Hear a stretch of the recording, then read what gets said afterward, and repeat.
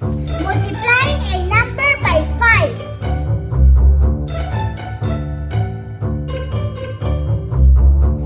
1 times 5 is equal to 5. 2 times 5 is equal to 10. 6 times 5 is equal to 30. 4 times 5 is equal to 20. 4 times 5 is equal to 20. 9 times 5 is equal to 45. 9 times 5 is equal to 45. 8 times 5 is equal to 40. 8 times 5 is equal to 40. 6 times 5 is equal to 30. 5 times 5 is equal to 25. 6 times 5 is equal to 30. 6 times 5 is equal to 30.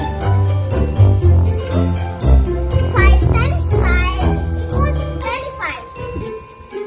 4 times 5 is equal to 20. 7 times 5 is equal to 35. 8 times 5 is equal to 40. 9 times 5 is equal to 45.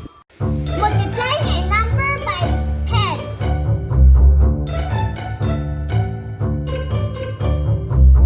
1 times 10 is equal to 10.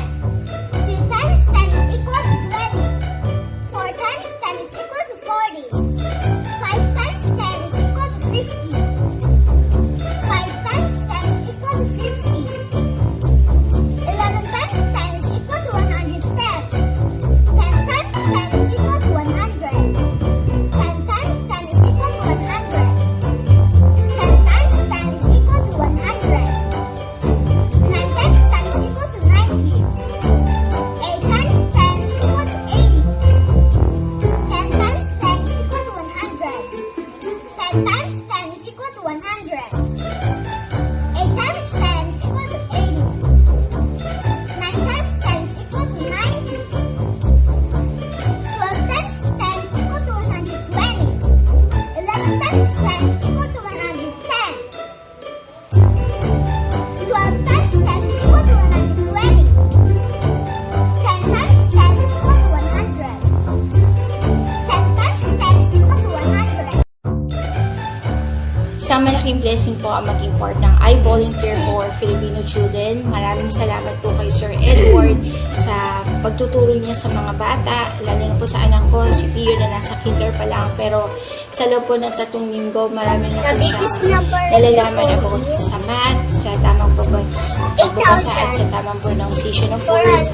At malaking tulong po ito sa mga pagbubulan din na katulad ko. I-search lang sa Facebook ang IVFC Early Learners Info page. Ito ay isang libreng serbisyo mula sa I Volunteer for Filipino Children.